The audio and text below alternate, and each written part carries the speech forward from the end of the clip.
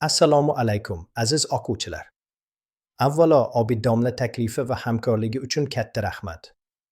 Bugun sizlar bilan birga informatika fanidan yangi va muhim mavzuni o'rganamiz.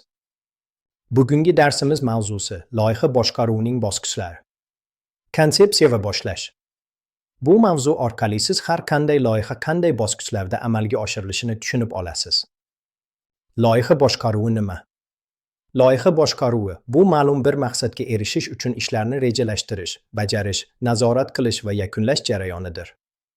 Har bir loyiha aniq bosqichlar asosida amalga oshiriladi. Loyiha boshqaruvining asosiy bosqichlari. Rasmdagi sxemaga e'tibor beramiz. Bu yerda loyiha quyidagi bosqichlardan iborat: boshlash, rejalashtirish, bajarish, monitoring va yakunlash. Endi bu bosqichlarni ketma-ket ko'rib chiqamiz. Konsepsiya va boshlash. Bu bosqichda loyiha g'oyasi shakllanadi.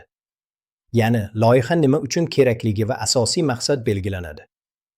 Manfaatdor tomonlar aniqlanadi. Loyiha amalga oshiriladimi yoki yo'qmi? Qaror qabul qilinadi.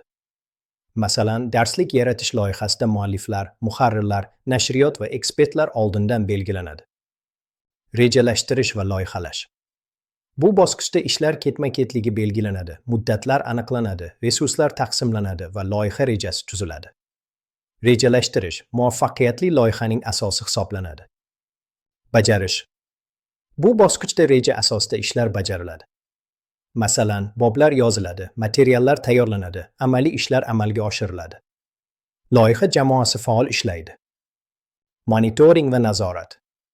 Bu bosqichda ishlar belgilangan reja bo'yicha ketayaptimi, muddatlar buzilmayaptimi, xatolar bormi, doimiy ravishda tekshirib boriladi. Agar muammo aniqlansa, reja qayta ko'rib chiqiladi. Yakunlash. Loyiha to'liq tugatilgach, natijalar topshiriladi, hujjatlar rasmiylashtiriladi va loyiha yopiladi. Masalan, darslik chop etilib, tasdiqlangach loyiha yakunlangan hisoblanadi. Xulosa qilib aytganda, har bir loyiha bosqichma-bosqich amalga oshiriladi. Rejalashtirish muvaffaqiyat kalitidir. Monitoring xatolarni oldini oladi va yakunlash loyiha natijasini rasmiylashtiradi. Aziz o'quvchilar, bugungi darsimiz shu bilan yakunlandi. Obid domla bilan birga tayyorlangan ushbu video dars sizga foydali bo'ldi, degan umiddaman. Keyingi darslarda yana uchrashamiz. E'tiboringiz uchun rahmat.